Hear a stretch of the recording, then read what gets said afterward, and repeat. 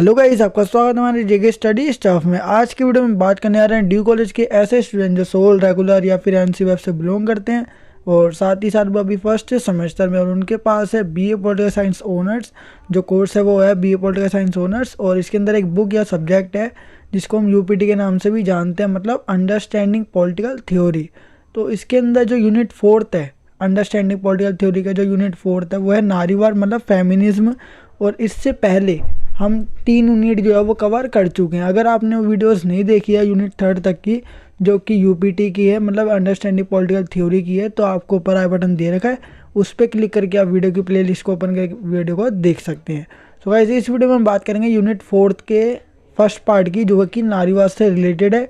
और नारीवाद मतलब फेमिनिज्म, ठीक है, मतलब नारियों के लिए ना ये बनाया गया और ये सिद्धांत है एक तरीके का, या आप धारणा भी कह सकते हो। तो ये बनाया गया है नारीवाद मतलब फेमिनिज्म, ठीक है। इसमें क्या होता है, नारियों से रिलेटेड हम डिटेल जो है वो जानेंगे कि नारीवाद होता क्या है, इसकी स्थापना किसने की थी, और साथ ही साथ मतलब इसके बारे में ना ओवरऑल इन्फॉर्मेशन हम जानेंगे।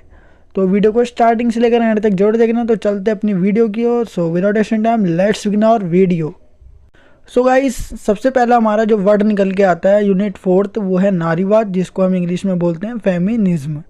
तो इसका मतलब होता क्या है, सबसे पहले हमें वो जानना पड़ेगा, क्योंकि हम जब भी कोई चैप्टर या फिर यूनिट स्टार्ट करते हैं तो सबसे पहले हमें चैप्टर का मतलब पता होना चाहिए कि होता क्या है। तो नारीवाद, इसमें देखो, नारी का मतलब होता है अपना स्त्री, ठीक है, मतलब फीमेल के बारे में बात होगी। और दूसरा वाद मतलब ये कोई धारणा हो सकती है, या कोई सिद्धांत हो सकता है, या फिर कोई दृष्टिकोण हो सकता है, ठीक है। तो नारीवाद जो है वो स्त्रियों के लिए बनाया गया एक सिद्धांत है और साथ ही साथ इसको फॉलो भी किया जाता है, ठीक है। एक कंट्री ने इसको फॉलो नहीं किया, नारीवाद जो है मतलब फेमिनिज्म, मैं बताऊंगा इसके बारे में भी, लेकिन ये केवल एक कंट्री ने इसको फॉलो नहीं किया, बल्कि पूरे वर्ल्ड में ना इसको ज़्यादातर माना जाता है, ठीक है, इसको स्वीकार किया गया है।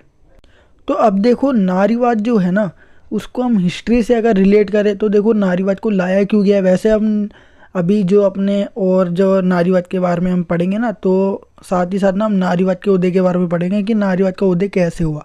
तो फिर भी मैं आपको बताता हूँ कि नारीवाद के बारे में सबसे पहली बात, ये नारीवाद का कॉन्सेप्ट क्यों आया।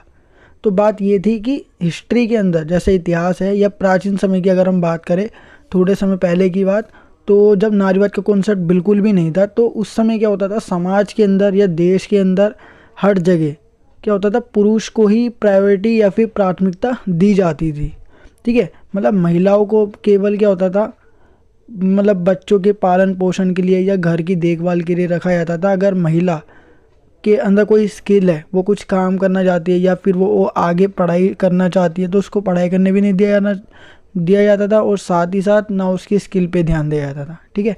बस उसके 2 या 3 ही काम होंगे, वो बच्चों को संभाल के रखे और दूसरा बात घर की देखभाल करके रखे, ठीक है। मतलब उसका बस यही काम था, वो सेवा करेगी और कुछ नहीं कर सकती। स्त्री या फिर नारी क्या कर सकती है, बस देखभाल कर सकती है, घर को संभाल सकती है, बाकी और कोई वो काम नहीं कर सकती। अगर कोई स्त्री आगे पढ़ना चाहती है तो उसको आगे ज़्यादातर पढ़ने भी नहीं दिया जाता था। और महिलाओं के साथ बहुत ज़्यादा अत्याचार होता था, ठीक है। पति के द्वारा पत्नियों को मतलब पीटा भी जाता था कई बार, तो ये भी रिपोर्ट मिली आप, ठीक है। मतलब एक पति है, उसने अपनी पत्नी को पीटा, तो उस समय ना क्या होता था, प्राचीन समय की मैं बात कर रहा हूँ, ठीक है। तो उस समय जब नारीवाद की अवधारणा का जन्म भी नहीं हुआ था, तो पति के द्वारा पत्नियों को पीटा जाता था, और साथ ही साथ महिला इस काबिल भी नहीं थी कि वो अपनी याचिका या फिर जो भी रिपोर्ट वगैरह वो दर्ज करा सके किसके खिलाफ, पति के खिलाफ, या फिर जो भी उसके साथ शोषण होता है उसके खिलाफ वो आवाज़ भी नहीं उठा सकती थी। तो इन सब को देखकर, अन्याय को देखकर, अत्याचारों को देखकर नारीवाद की जो धारणा है उसका जन्म हुआ। और नारीवाद की धारणा के साथ साथ ये भी बात आती है कि इससे ना सम्मान मिला, और दूसरी बात उनको बराबरी का दर्जा भी मिला, कि इनको नारियों को, क्योंकि समाज जो था वो पुरुष प्रधान था। पुरुष प्रधान मतलब कि ज़्यादा पुरुषों को ही सबसे ज़्यादा बड़े लेवल पर देखा जाता था, ठीक है। अगर महिला उनके साथ कंधे से कंधा मिलाने की कोशिश करती है, मतलब उनके बराबर जाने की कोशिश करती है, तो उनको बेदखल या फिर उनको नीचे गिरा दिया जाता था। तो बात यह है कि नारीवाद की धारणा का जन्म महिलाओं को पुरुष के बराबर लाने के लिए किया गया है। उनको जो पुरुष को जो अधिकार है वो अधिकार स्त्रियों को भी मिलने चाहिए। इस प्रकार की जो विचारधारा है या धारणा है, इसको विकसित करने के लिए नारीवाद या फेमिनिज्म को लाया गया है। तो प्राचीन समय में ना आज भी हमें देखने को मिलता है, और प्राचीन समय में कुछ ज़्यादा ही थे।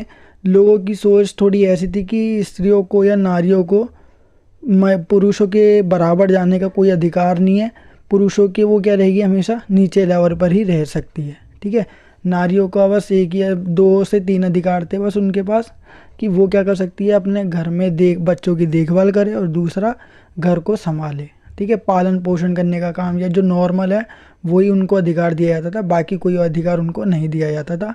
ठीक है, तो क्या हुआ, देखो धीरे धीरे ना विकास होने लगा, मनुष्य का भी विकास हुआ था। तो जो महिलाएं हैं उन्होंने क्या करा, मतलब कि उनको उनके साथ जो अत्याचार हो रहा था या शोषण हो रहा था उसके खिलाफ क्या रही, आवाज़ उठाई।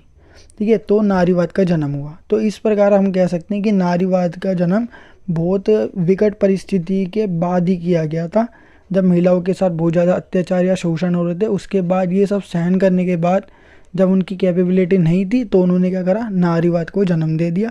नारीवाद के थ्रू महिलाओं को पुरुष के बराबर समझा जाता है, और उनको वो पावर मिल जाती है कि वो अब आवाज़ उठा सकती है समाज के अंदर। ठीक है, अगर उनके साथ कोई अत्याचार करता है, शोषण करता है, तो उसके खिलाफ वो आवाज़ उठा सकती है। तो देखो नारीवाद के अंदर अब हम इसको नोट्स के थ्रू जानेंगे, जैसे कि आपको स्क्रीन पे दिख ही रहा है। नारीवाद की यह अवधारणा समाज, ठीक है, जो जो हम अवधारणा पढ़ रहे हैं, नारीवाद की यह अवधारणा कि समाज पुरुष दृष्टिकोण को ही क्या देता है, प्राथमिकता या प्रायोरिटी देता है। ठीक है, सबसे पहली कोई भी चीज़ होगी तो वो पुरुष के नज़रिए से ही होगी। ठीक है, और इन पितृसत्तात्मक समाजों में महिलाओं के साथ भेदभाव और अन्याय होता है।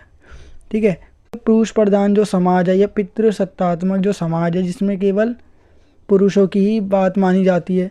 ठीक है, अगर मान के चलो कोई ऐसा कायदे कानून या नियम बनाए जाते हैं सरकार के द्वारा, ठीक है, जिसमें ना अधिक से अधिक पुरुष क्या है, एग्री है, लेकिन बहुत सारी महिलाएं भी क्या है, एग्री है, तो केवल किसकी मानी जाएगी, पुरुष वाला जो नियम होगा वही लागू किया जाता था। तो इस प्रकार के भेदभाव पहले मौजूद थे समाज में, लेकिन अब वो धीरे धीरे क्या हो गए, हटा दिए गए हैं।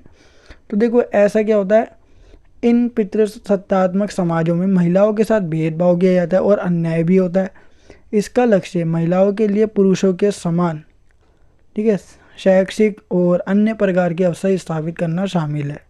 मतलब महिलाओं को ना पुरुष के समान क्या मिलने चाहिए, अवसर मिलने चाहिए, चाहे वो एजुकेशन में हो या पॉलिटिक्स में हो या किसी भी चीज़ में हो, उनको हर एक चीज़ में पुरुष के समान ही क्या मिलनी चाहिए, अधिकार या फिर जो भी अवसर है वो मिलने चाहिए। किसको, नारियों को या महिलाओं को।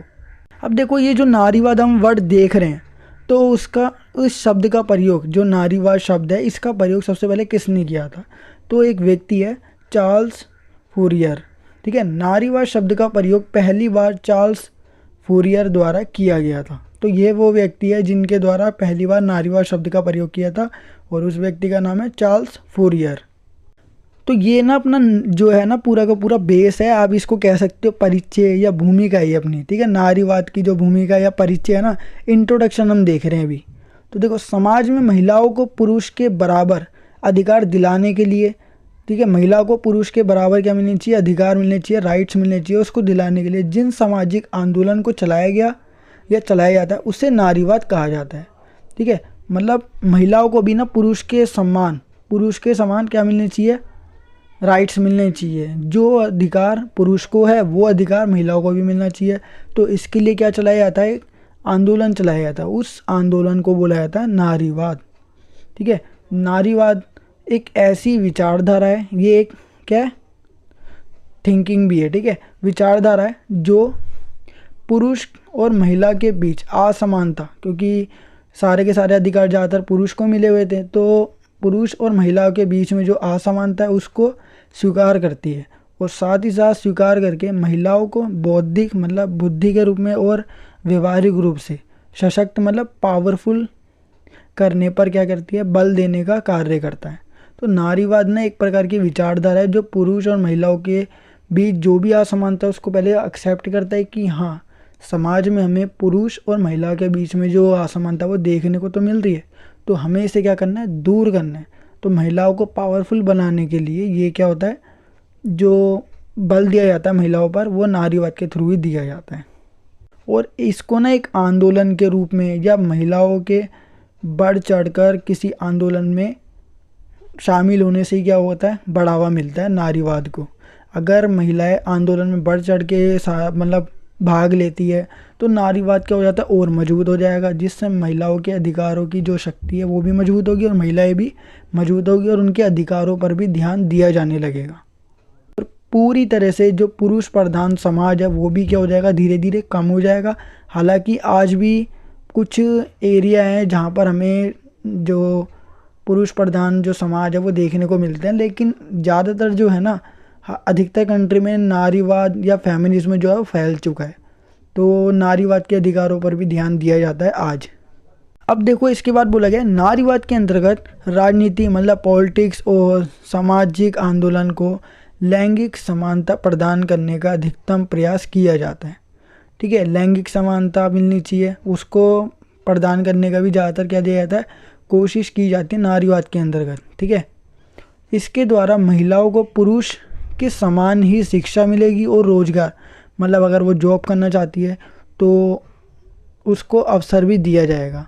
नारीवाद को समाज में महिला सशक्तिकरण को स्थापित करने के उद्देश्य से लागू किया जाता है कि महिलाओं को क्या मिलेगी, महिलाओं के अंदर पावर एम्पावरमेंट जो होती है वो मिल जाएगी। तो इसके उद्देश्य से ही ये लागू किया जाता है, नारीवाद का सिस्टम जो है, नारीवाद की विचारधारा को इसलिए समाज में लागू किया गया है।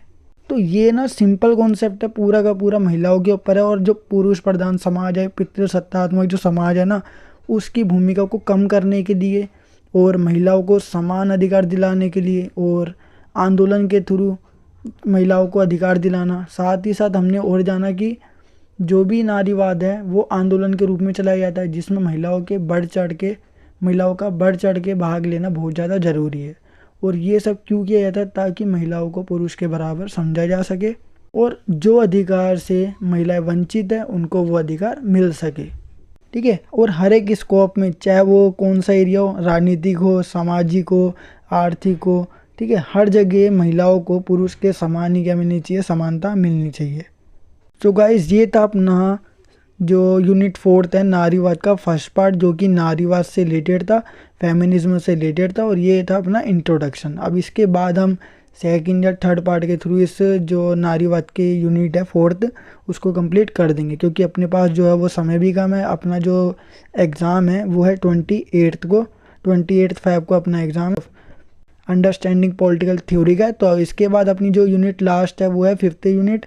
देन उसके बाद आपका जो यूपीटी का जो सिलेबस है वो पूरा का पूरा कंप्लीट हो जाएगा, और वो भी मैं आपका जो सिलेबस है वो संडे तक कवर कर दूंगा।